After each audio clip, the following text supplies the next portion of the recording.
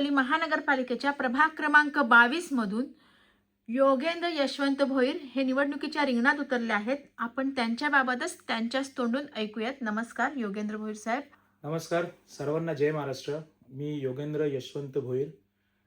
माझ्याबद्दल म्हणायचं तर माझं PhD झालं आहे फायनान्समध्ये आणि आता LLB करतो आहे आणि 2 वेळा मी UPSCचे एक्झाम्स दिले आहेत आणि 7 ते 8 वर्षापासून समाजकारण असेल, जनतेचं सेवा असेल किंवा वेगवेगळ्या NGOज तर्फे जे काही मी काम केलं आहे, तिथून जी मी सुरुवात केली होती आणि आज थेट मी कल्याण डोंबिवली महानगरपालिकेच्या रिंगणात नगरसेवक पदासाठी दावेदार म्हणा किंवा उभा आहे असं मी म्हणू शकतो.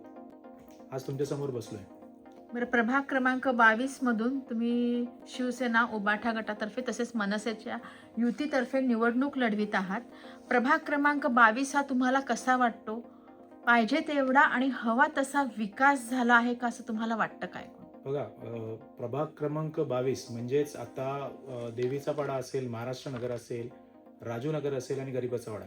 जर याची रचना म्हटली तर 49, 50, 51 आणि 52 असे हे वॉर्डचे क्रमांक आहेत.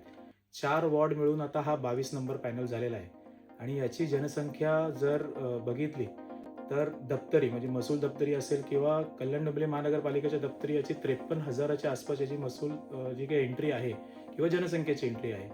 तर इथे जर म्हणायचं तर 4 वॉर्ड जे एकत्र आलेत, विकास जर म्हणायचं तर विकास झाला आहे, पण ज्या पद्धतीत किंवा ज्या स्पीडनी किंवा ज्या प्रकारे तो विकास झाला पाहिजे तो विकास कुठे इथे झालेला नाहीये.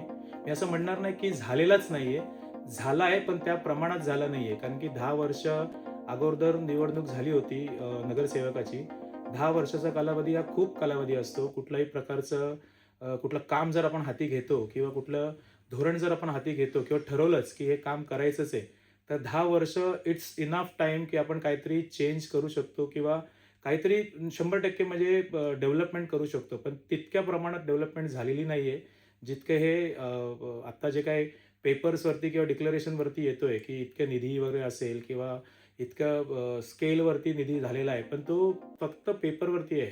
जर बघितलं तर तो फक्त पेपरवरती दिसतो. जर डोळ्यांनी जर 4ही वॉर्डमध्ये फिरलो तर त्या प्रकारचा विकास झालेला नाहीये. बरं, आता सध्याचं पर्व हे विकासाचं आहे. विकासाच्या दृष्टीने वाटचाल सुरू आहेत.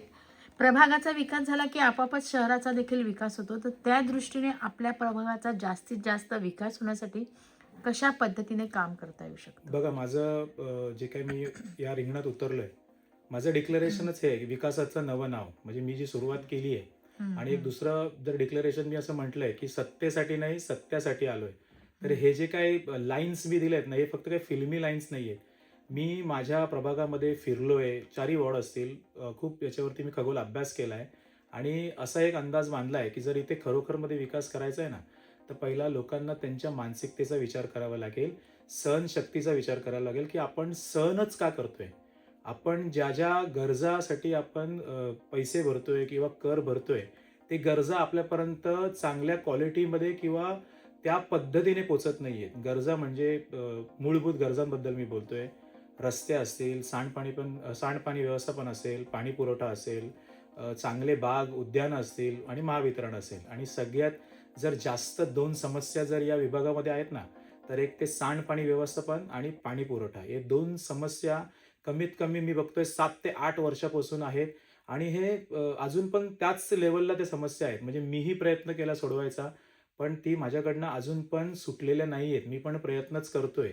तर त्यासाठी ना याच्यामध्ये खगोल अभ्यास करायला लागेल आणि पार एकदम बोलतो ना डेप्थमध्ये विचार करून त्याच्यावरती काहीतरी सोल्युशन काढावं लागेल. तेव्हा या समस्या कुठे सुटतील आणि या समस्या सुटल्या म्हणजे हे एक त्रास आहे लोकांना या सांडपाणी व्यवस्थापनाचा. कारण की मी आता जे प्रचार करतोय ना, या प्रचार दरम्यानमध्ये मी ज्यांना ज्यांना भेटतोय, त्याच्यात फक्त एकच समस्या येते, "दादा, आमचा ड्रेनेजचा खूप प्रॉब्लेम आहे.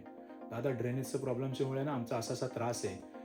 दादा, पाणी वेळेवरती येत नाही. पाणी वेळेवरती येत नाही, त्याच्यामुळे आमची लाईनअप असलेली पूर्ण जे काही कामं आहेत ना, सगळी ती टाईमावरती होत नाही." तर या ज्या 2 समस्या ना, याच्यावरती खरोखरमध्ये जो कोणी लोकप्रतिनिधी असेल ना, त्याला अभ्यास करावा लागेल पहिला आणि त्याच्यानंतर त्याच्यावरती तोडगा काढावा लागेल. तर माझा अभ्यास त्याच्यावरती चालू आहे. मी मागच्या 5 ते 6 महिन्यापासून याच्यावरती अभ्यास करतोय आणि जर आता माझा जो काही अभ्यास आहे, जर 16 तारखेला त्याचा रिझल्ट जर आला ना, तर 17 तारखेपासून त्याच्यामध्ये तुम्हाला त्या अभ्यासावरती जे काही मी कन्क्लुजन केलंय, की आपण असं-असं करून हे काम करू शकतो, तर त्याची सुरुवात 17 तारखेपासून मी नक्कीच करेन. बरं, उबाठा शिवसेनातर्फे तुम्हाला एक अधिकृत उमेदवारी, एक तरुण तडफदार तुम्हाला उमेदवार म्हणून पक्षाने दिलेलं आहे. तुमचं विजन देखील तसं क्लिअर आहे. पण तुमची एक सामाजिक व राजकीय वाटचाल कशा पद्धतीने राहिली आहे? बघा, मी 7 ते 8 वर्ष पॉलिटिकली म्हणा, सोशली म्हणा मी ॲक्टिव्ह होतो. काही NGOज असतील, रोटरी फाउंडेशन असतील, यांच्यासाठीही मी काम केलेलं आहे. मी 5 ते 6 वर्ष रोटरी फाउंडेशनमध्ये एक अध्यक्ष असेल किंवा असिस्टंट गव्हर्नर असेल किंवा डिस्ट्रिक्ट सेक्रेटरी असेल, हे पदही मी भूषवलेली आहेत. आणि शिवसेना उद्धव बाळासाहेब ठाकरे या पक्षाकडे वळण्याच्या अगोदर मी एक राष्ट्रीय पक्षाचा एक भाग होतो. मी काही 2 एक महिन्या अगोदरच मी त्यांच्याकडनं माझं जे काही विजन असेल, धोरण असेल, मला नाही पटलं त्यांचं विजन धोरण आणि मग मी माझा रस्ता बोला किंवा मी एक पायरी दुसऱ्याकडे वळवली. आणि जेव्हा ती पायरी वळवली तेव्हा असं वाटलंही नव्हतं की इलेक्शनचं ब्युगल वाजेल. पण जी काय मी काय चेंजेस आणले माझ्यामध्ये, म्हणजे म्हणतो ना की चेंज जरुरी आहे लाईफमध्ये. तर मी जसं चेंज आणलं तर 100% माझं जे काही विजन होतं ते आता मी इकडे शिवसेना उद्धव बाळासाहेब ठाकरे पक्षाकडे आलोय. तर माझ्या विजन असेल किंवा ही पार्टी असेल, तर या पार्टीमध्ये तर मी समजा उपजिल्हा प्रमुख आहे. तर मी एक प्रमुख आहे या पार्टीचा. मला जे काही माझं विजन आहे, मी जे त्यांच्यापुढे ठेवलं ना, तर ते त्या शब्दाला मानसुद्धा देतात. म्हणजे मी सांगितलं की आपण अशा-अशा प्रकारे प्रोसीड करूया. तर त्यांच्याकडनं नेहमी पॉझिटिव्हच म्हणजे साईन येते की चला योगेंद्र, तुम्ही असं करू शकता. तर मला या पार्टीने जो मान दिलाय आणि माझ्या शब्दाला जो मान देतात ना, ते मला खूप आवडलं. आणि नक्कीच जर 16 तारखेला जो काही रिझल्ट असेल, तो जर पॉझिटिव्ह आला तर 100% मी असेल किंवा ही पार्टी असेल, चांगले मुद्दे, चांगले पॉईंट सभागृहामध्ये नेऊ आणि मला ही पार्टी बॅकअप देईल की योगेंद्र जर काय त्याचे विषय मांडतोय, तर ते पार्टीसाठी खरंच चांगले असतील आणि पार्टी आहेच माझ्यासोबत. तर बघूया. मतदारांनी तुम्हालाच निवडून द्यावं असं तुम्हाला का वाटतंय? मतदारांनी मला निवडून यासाठी द्यायला पाहिजे, कारण की मी त्यांच्यातला आहे. मी त्यांच्यात राहून काम करतो. आता बघा, 22 नंबर पॅनल आहे. मी राहायला देवीच्या पाड्याला आहे. पण बाकीचे जे 3 वॉर्ड आहेत, त्यांच्यासाठी मी नवीन आहे. पण देवीच्या पाड्याच्या लोकांना माहिती आहे योगेंद्र भोईर कोण आहे, त्यांनी काय कामं केली आहेत. मी रस्त्यावरतीची कामं आहेत ना, रात्री 8 वाजल्यापासून तर सकाळी 5-5 वाजेपर्यंत कामं केली आहेत. म्हणजे मी कुठलं काम हातात घेतो, तर ते काम 100% जोपर्यंत कंप्लीट नाही होत, सक्सेस नाही होत ना, तोपर्यंत ते कामाचा पाठपुरावा सोडत नाही. तसंच ही जी काय कामं मी केली आहे, ती सोशल मीडिया प्लॅटफॉर्म असेल किंवा माझे कोणी मित्र असेल, त्यांनी शेअर केलेली आहेत. म्हणजे मी शॉर्ट्स आणि पॅन्ट्सवरती, हाफ पॅन्ट्सवरती काम केलं. म्हणजे असं नाही आहे की योगेंद्र आला, गाडीतून बसून निघून गेला. जेव्हा रस्त्यावरचं काम असतं, योगेंद्र भोईर रस्त्यावरती पण उभा असतो. जेव्हा सांडपाणीचं काम असतं, योगेंद्र त्या सांडपाणीचं काम जिकडे चालू आहे ना, तिकडेही उभा असतो. तर ही जी माझी कामं आहेत ना, माझ्या विभागात आहेत. तर तीच जे काही माझी कामं आहेत, मी लोकांपर्यंत आत्ता जे माझे 3 दुसरे विभाग आहेत, ज्यांच्यासाठी माझा चेहरा नवीन आहे, ते मी पोहोचवतो. आणि जेव्हा मी पोहोचवताना ते जेव्हा सोशल मीडिया प्लॅटफॉर्म असेल किंवा माझे जे काही इतर प्लॅटफॉर्म्सवरती ते बघतात, तर त्यांचा रिस्पॉन्स खूप पॉझिटिव्ह होतो. त्यांचं म्हणणं असंच आहे की चल, नवीन आहे, पण याने कामं केली आहेत. तिथे करतोय म्हणजे आता आपला विभाग पण त्याच्या अंडरमध्ये गेला, तर तो आपलंही काम करेल. तर त्याचा रिझल्ट खूप पॉझिटिव्ह येतोय. तर माझं असं म्हणणं आहे की जर रिझल्ट पॉझिटिव्ह येतोय, लोकं मला एक्सेप्ट करायला तयार आहेत, माझ्याच वॉर्डमध्ये नाही, दुसऱ्या वॉर्डमध्ये, तर 100% रिझल्ट 16 तारखेला तुम्हाला पॉझिटिव्ह दिसेल. 15 जानेवारी रोजी मतदान आहे. तुम्ही मतदारांना काय आव्हान करू इच्छिता? मतदारांना मला इतकंच आव्हान करायचं आहे, मी फक्त सध्या 22 नंबर पॅनलसाठी सांगेल की 22 नंबर पॅनलमध्ये तुम्हाला जो अधिकार उरलाय मतदान करायचा, तो योगेंद्र भोईर असेल, ट्विंकल भोईर असेल, यांच्यामुळेच उरलेला आहे.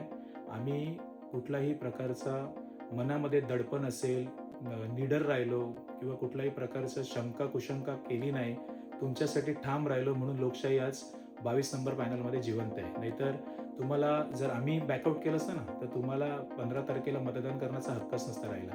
तर या हक्काने मी तुम्हाला आवाज देतो आणि आव्हान करतो, विनंतीसुद्धा करतो की 15 तारखेला जो जो हक्क तुमच्यासाठी मी शिल्लक ठेवलाय ना, त्या हक्काने मी सांगतो की एक मत ड साठी मला द्या आणि क साठी माझ्या वाईफ ट्विंकल भोईर यांना द्या.